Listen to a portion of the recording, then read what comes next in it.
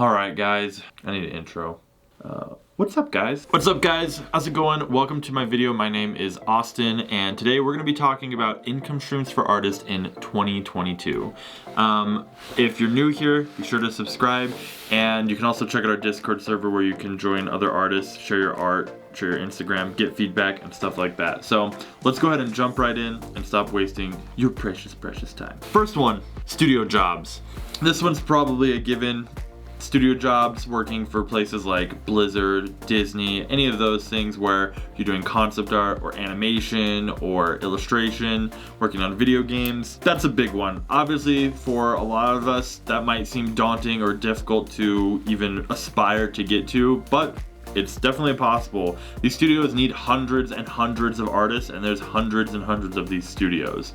There's a big demand, but it is competitive, but don't let that deter you. It's still a possibility. Each of these sort of topics, I kind of want to go over some of the pros and cons. Pros of a studio job are you'll have benefits, it'll be more stable, you'll have a steady stream of income, you'll probably get paid fairly well depending on where you work, but the main con is, one, it's competitive. Two, there's kind of an issue you run into where you start to feel like maybe you don't have as much creative freedom as you like. Sometimes you might be creating art and spend weeks and weeks on a character or a creature or a set, and at the last minute they decide to completely scrap it and all of your hard work just gets thrown out the window on the ground. You never get to see it again. And that can be really demotivating for some artists when they feel like what they're contributing isn't valuable or getting used for anything. And the last thing is crunch time. The main reason why I personally don't like working for studios and have only spent very small time doing it is because you just don't really feel like your time is your own. Basically completely belong to them, and what you make and how much time you spend on it is completely dictated by them. Now, for some artists, they like that grind and they like being able to see a bigger project that they help contribute to come to life. Others, they feel like it takes away too much of their freedom. What's better for you is completely your decision. There's no right or wrong. That's number one, studio jobs. Number two is print-on-demand sites. So in today's day and age, it's really never been easier to make money as an artist, which is good news for us. Print-on-demand sites like Society6, Redbubble, Fine Art America are all sites where you can upload your art, share it, put it on products like mugs, backpacks, hats, shower curtains, canvas, framed art prints, pretty much whatever you could think of. If they could print something on it, you can buy it on one of these sites. And that makes great opportunity for artists because you can now directly sell products with your art on them. If you already have a following, this makes it especially easy because then you can just tell your followers, hey, go check this out. If you want to buy some of my prints, they're listed here. The site prints them, ships them for you. You don't have to do any of that stuff, which is great for beginner artists because for a lot of us, we might not have a huge setup where we can, manage shipping a bunch of packages or getting things printed ourselves. And this takes all of the work out of it. To be fair, they do take a cut, and so you're not going to be making as much money per sale. However, on a lot of these sites, you can set the price yourself. So if you want to set your canvas prints at $5,000 because you just think they are worth that much, then who am I to tell you otherwise? The other cool thing about Society6 and Redbubble, sites like that, is that they already have their own built-in marketplace, which means when someone goes to Society6 or Redbubble, they can type in, let's say, dinosaurs, and if you have some really kick-ass dinosaur art, it's gonna pop up there and they can find it and buy it through the site without ever even having heard of you and potentially even become a new follower. So those are some of the pros. Really, the main cons are just it can be hard to get up and running and they are taking a cut of your pay, but with a lot of these, that's just going to be how it is. These services, these websites are providing a service and they need to get paid too in order to be able to provide this stuff. So that's number two, is print-on-demand services. Number three is freelance jobs, specifically websites like Fiverr or Freelancer. On these sites, you can create a gig or a job where you offer some sort of service, maybe illustrating a children's book or designing someone's D&D character or creating art for a trading card game. Whatever it is, you can put a gig on there, set a price, and have people who search you be able to reach out, contact you, and pay you to do a specific job. The cool thing about these sort of sites is that, one, you can sort of market yourself and put yourself out there for whatever specific job you're doing And Fiverr, whatever site you're using, when someone comes to pay for the gig, they make the purchase upfront to Fiverr, and then once you complete the job, Fiverr releases the payment to you. And that makes sure that pretty much no matter what, unless you really screw up somehow and don't fulfill your end of the deal, you're gonna get paid. A big problem with a lot of people when they start out freelancing is running into assholes who don't like to pay their artists. We've all been there, and if you haven't, your day is coming, and I hope it doesn't, but it probably will be one day, where you meet someone, they tell you, oh, it's gonna be so great. First they try and pay you an exposure, and you're like, no, I want that cold hard dough. And finally they kind of relent, you do the art, and then months go by and you never see a penny. With things like Fiverr, it kind of takes that completely out of the picture. You're gonna get paid, you're gonna be able to find people who want what you're offering, assuming you're offering something good, and be able to make a paycheck. Now, this is another situation where you're trading time for money, sort of like a studio job, but at least you're on your own time. You get to choose how many jobs you take, how fast you do them, you set your own deadlines, so that's pretty nice. If that's the sort of thing you're into, I'd definitely check out Fiverr or Freelancer. Number 4 are online course websites. So if any of you know me, you know that I am very fond of this option for making money as an artist, which is teaching online courses. There's lots of websites out there, each with their own sort of pros and cons. There's Udemy, Skillshare, and Teachable are really the main 3, I would say, and maybe sort of like Gumroad. But those are, I would say, the big ones. The differences kind of vary. Udemy has more of a marketplace where it's about individual course sales. Each course you sell that someone watches, sell? Each course you sell, ahoy, Captain! Each course you sell is what's gonna put money in your pocket, unlike Skillshare, where it's watch time. The more minutes people watch, the more courses you sell. And to take a course is free because, well, not free, but they have a subscription. They don't have to pay per course. And then the last one is Teachable, where Teachable, you have the opportunity to really probably make the most money because Teachable takes the smallest cut out of these other options. But it's not a marketplace, which means you're gonna have to drive all the traffic there yourself. So here's how I would sort of break it down. Udemy is good if you're trying to build up an audience at the beginning, but they're going to take probably the biggest cut out of anybody by a long shot. You're looking at about 37% is what they list, but that's before all the processing fees that of course they slam you with. So it's good to get started and build up an audience, but if you already have an audience, I would go with something like Skillshare or Teachable. Skillshare is good for just putting out lots of shorter courses where they can rack up the watch time, maybe hour and a half long courses, while Teachable, if you already have a big following, definitely go with that one. You can send people there, they will be able to take your course and you're gonna pocket most of that and take it home. And the great thing about these sort of sites like Teachable, Skillshare, Udemy is that once you make the course, it's up there and generating income for you passively and continuously so that you don't have to keep trading your time for money, which means you have time to work on your own personal projects that you might enjoy, or maybe this is just something you do on the side while you work a studio job or something else. Either way, I think it's an awesome way for artists to make money. If you're feeling like intimidated or maybe like there's too much out there, I'm telling you, people are gonna eat it up. As long as you can make something quality and actually teach people a valuable skill, people aren't going to just simply throw it out the window because there's already stuff out there. Of course, there's competition, but if you're anything like me, I voraciously consume any sort of educational art content I can find. It's not like I just pick one and say, oh, I already watched a video on digital painting, why would I watch another one? No, artists are watching as much as they can consume about how to digitally paint or learn new techniques, stuff like that. So also, if you're feeling like maybe you're not good enough to be teaching, well, maybe you're not.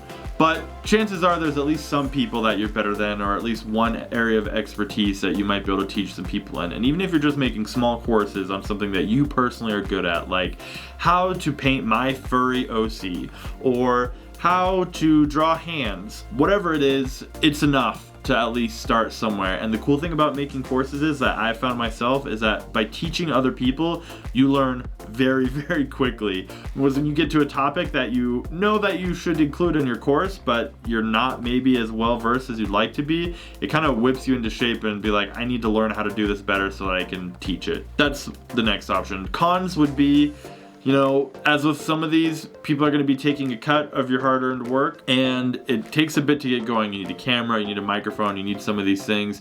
But in the end, I'd say all of those are worth it for the payoff. Number 5, social media followings and doing sponsorships. So sites like Instagram, YouTube, where if you could build up a decent enough following, it doesn't even have to be as big as maybe you're thinking. 20,000 subscribers is enough. Even probably 10, you could start getting some sponsorships. And being able to have companies either send you products for free. I've had studios send me tablets, drawing gloves. I mean, if you use drawing gloves, no offense, but like, why? Stuff like that, styluses. Getting free product is great. It's not necessarily income, but some studios or, advertisers will pay you money. Skillshare is a great example of a site that pays people money to advertise. So that's a great one. Now, it does require some sort of a following. If you only have 100 followers on Instagram or 10 subscribers on a YouTube channel, you're not gonna be able to make any money. But this isn't about how to get money quick and easy. This is how to make money as an artist, and this is gonna take time. All of these take work, which I think is sometimes a big turnoff for people, why they feel like, it's not easy to make money as an artist, because as an artist, you already have to put in a lot of time just to get good at your craft. Hours are spent learning how to draw, how to paint, studying anatomy, and sketching in your sketchbook before you ever even get to the part where you start working to actually make money. That's simply the nature of it. If we want to pursue something that we love, like art, where we're putting our heart and soul into it, and we want this to be our career, then you just have to put it in the time. So in all of these, putting time in is gonna be essential. That's just part of it. In the end, if you can do what you love and make a living doing it, I think it's worth it. So just like with social media, Instagram, YouTube, it's gonna take time and it's gonna take consistency. Posting every single week, multiple times a week if possible, reliably putting out quality content that people can enjoy and like is going to help you grow faster and more quickly and be able to put stuff out there that people can enjoy. If you start feeling discouraged, hey, that's normal. We all get there, but the best way to just keep going is push through it and remember that, hey, if I keep doing this in a year from now, I could have double, triple, quadruple what I have now, but if I stop today, it's never gonna go anywhere. So don't give up. Main cons of this would obviously be it's pretty hard. Not everyone can just make a YouTube following or make an Instagram very easily. I think anyone could do it if they put the effort in, but it is harder than some of the other things, and it's not gonna be immediate. You're looking at, perhaps months, maybe even a year down the road before you actually start seeing some returns. All right, next one is sort of tied in with the last one, affiliate marketing. Affiliate marketing is when companies will give you a cut if you can help sell some of their products. A big example of this would be Amazon. Amazon has an affiliate marketing program where you can help sell things like maybe tablets, brushes, physical art supplies, and put a link in, say, your YouTube channel or your Instagram, where people might ask you all the time, what brush are you using? What tablet are you using? What program are you using?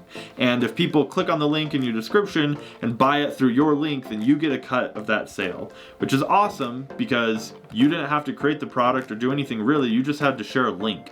And it's not going to be a ton of money, but the more followers you have, the more income you can make from it. And even just a couple extra $100 a month for almost no work on top of what you're already doing is a great way to increase your income and have more revenue streams. Because when it comes to being an artist, it can be tricky finding stability, especially if you're doing freelance work, or even if you're in the studio industry. There's a lot of turnover sometimes, studios laying people off or projects ending. And having various streams where you're doing affiliate marketing, or you have, your print-on-demand site, or teaching courses, whatever it is, the more that you can sort of have in your pocket, the more cushion you're gonna have when times get tough or one of those income streams drop out. And so having something like affiliate marketing could be a great way to share on your Instagram page or YouTube channel to get people giving you a little bit of extra cash to keep you riding through the hard times. Number 7 is sites like Gumroad. I'm sure there's other sites similar, but I couldn't think of any off the top of my head, but if you know of any, be sure to leave them down in the comments. Sites like Gumroad, though, are a great place for artists to sell resources that they've created. And this can be pretty much any sort of digital file. I don't really think Gumroad sells physical stuff. Maybe it does? I don't know. But I do know for sure that you could sell all sorts of really cool things, and I've bought plenty of things on there myself as well, including digital brushes for Procreate or Photoshop, templates. You can buy courses on there as well. You can buy layered Photoshop documents that are more like tutorials to help people. You can buy paint swatches. You can buy all sorts of stuff on Gumroad. And brush packs in particular are very popular. If you can make a handful of really solid brush packs and throw them up on Gumroad, maybe point some links to them on DeviantArt or ArtStation or anywhere else, which ArtStation is another good example of a site like this. They have Marketplace on ArtStation as well, where you can put 3D files, textures, brushes, everything basically, and sort of sell these assets, then that is a great way to make additional income. And really, brushes, I mean, let's be honest, you don't even have to be a good artist to make a good brush. You just have to have some technical know-how. And yeah, there's some learning curve there, but if you can figure out brushes and then just bust out a dozen really cool, interesting, unique brushes and throw them in a brush pack, that's a great way to start generating some revenue. The other really cool thing about sites like ArtStation Marketplace or Gumroad is that a lot of them have the option to create a licensing option or a merchant's fee, where if people want to use it for personal use, you can charge one price, but if they want to be able to use it in professional projects, like maybe a studio wants to buy your texture pack for one of their projects, you can charge them a lot more money because they're going to be using this in an official product and making money off of it instead of just using it for their own personal project. And you can charge 10 times or more the price. Maybe you're only charging 20 bucks for a brush pack, but you want to charge a merchant's or a licensing fee, and you can now charge 200. That's a great option. And just like with all of these, the first one, it might be slow going, but if you can build up a library and start to build a reputation for selling these sort of things, then it's going to be a great way to bring in a couple hundred, even a couple $1,000 extra every month. And the cons? There's none.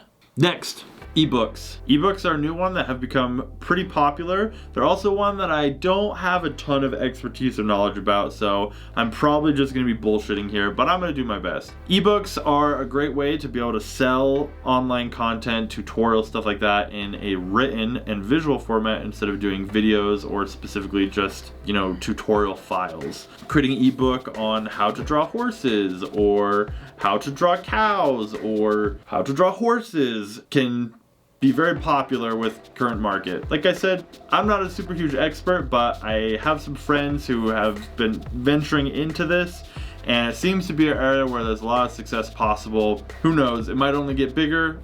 This one's at the end of the list because it's sort of like, I don't know, but I wanted to include it because it is a possible way to make money. You might just have to do some more research on what I can provide you right here. Number 9 are subscription support sites like Patreon. If you already have a following and you are, you know, creating content or putting your art out there on Instagram or wherever else you post at DeviantArt, then having something like Patreon can be a great way to get those supporters, to give them an opportunity to support you even more. Patreon is basically a website where your supporters can subscribe and pledge a monthly amount, whether that's $1 or $100, whatever you set it up like. They can pledge that amount, and then typically in exchange they get rewards, like maybe they get access to your videos early, or they get high resolution files of your paintings, or they get layered files, whatever it is.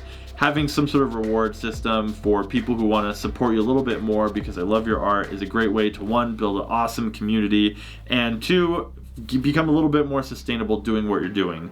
The great thing about Patreon is that you're basically getting paid to make what you already like making. You don't have to do freelance gigs, you don't have to work for a studio, you don't have to sell courses. You just get to make what you already like making, and if people like it, they will be willing to give you money to help you keep doing it. Of course, like all these other ones, it takes time, it takes effort, but it's doable. There's hundreds of artists all over the world, thousands really, doing this exact same thing, and there's no reason why you can't either. It's just gonna take some time and effort and research, but best time to start is today. The cons about Patreon is that depending on how you have it set up, it can become, you don't want to become a slave to it, right? For example, if it's on a monthly recurring subscription rate, then it can be set up where, you know, let's say you're offering a certain 4 videos a month or whatever, and people are paying you for that. Well, now what happens if you want to go out of town for a month, or you're not going to be able to post? It could get pretty tricky because people are expecting that, and they kind of start to feel like, oh, well, I'm paying you for this benefit, and if you're not going to deliver, then you kind of almost can become a slave to it. Or the other option is to do it based off of per project. So maybe every time you release a painting, everyone gets charged $1 or $2 or whatever, which is great, but then you kind of can run into the same thing where it's like, hey, I want to go on a trip, but I'm going to be painting less this month, and that might mean that I'm going to make less money. Once again, all of these have their pros and cons, but I think that Patreon is a great option. I have a Patreon set up for my other business, the Dragon Trappers Lodge, where we sell STL files for 3D printing to play in games like D&D and stuff like that. And it's worked great for us, where people can pledge every month and get files to print at home and play in Dungeons and Dragons. All right, last one. This one is controversial, but I'm ready to face the fire. NFTs. Now, the reason I put it at the end is because, well, it's frankly pretty risky and pretty unlikely to actually make you any money, but it is an option in 2022, and I wanted to cover all of my bases. NFTs. NFT stands for non-fungible tokens, and I'm not going to pretend like I know that much about it. It's basically on the blockchain, it's crypto, and NFTs are basically a way to sell art that are unique in the sense that there's only one of them on the blockchain, and ownership can be tracked from buyer to buyer. The cool thing about NFTs is if you're the original creator and you're an artist, you can set it up so that every time one of your NFTs are sold, you get a cut, even if it's 10 sellers down the line. So let's say you set the rate at 10%, you sell an NFT for $20 to someone else, and that person ends up selling it, flipping it, selling it for $100. You get 10% of that $100 sell. Then after that, that person sells it for $1,000. You get 10% of that sell, and it just keeps going. If you can get it to go off, that's awesome. You could be making tons of money. There's some really big artists right now making millions of dollars off of selling NFTs. However, that's definitely more the exception than the rule. There have been a lot of artists who have been burned by setting up an online store, paying the Ethereum, which is the cryptocurrency used to run it on a lot of them, paying the fees, and then just not going anywhere with it. They don't make any money. It doesn't really take off. They just are out of their cash. The other problems are that it's sort of rampant with theft right now. There are a lot of people who are just claiming to be other artists and selling their work and making the profit off of them themselves, and there's not really anything the artist can do about it. I mean, that's definitely frustrating. The other sort of controversial aspect of it is that it does use a lot of energy. I've heard different numbers, but one of them that seems fairly consistent is that a single transaction for NFT on the blockchain uses the same amount of energy to complete as an average household in Europe uses in a day, which is, I mean, a lot. I doubt they're watching as much TV as we are, so maybe it's like not as much as it seems. I wonder how much energy would be in like an American household. Probably like an hour, I don't know. So are those aspects to it where you're probably not gonna make money. And I don't know if you've seen some of the NFTs that are popular, but they're not exactly paragons of fine art, if you know what I mean. That being said, it is an option though. And if you're willing to risk it and you don't care about the environmental consequences, well, it's up to you. I'm not one to judge, but I'm sure there'll be plenty of people in the comments who are. All right, well, that sums it up. Those are 10 different income streams and ways to make money as an artist in 2022. Hopefully you found that useful. I'm sure there'll be plenty of people in the comments telling me some I missed or saying that some of these aren't viable. And I'll tell you what, all of them are viable. Every single one, because there's people doing them, making lots of money doing it. It just requires hard work and effort. And as I always like to say, I remember when I was a young artist, my wife's aunt, I always like to say this whole story every time. My wife's aunt, when she heard that I was an artist, she said, "Oh, but like, are you going to get a real job?" She had the best of intentions, I'm sure. But I firmly believe that starving artist is a thing of the past, and in today's day and age, you don't have to listen to it anymore. So next time someone says that to you, you say, "Starving artist, my ass." I'll see you guys in the next one. Bye.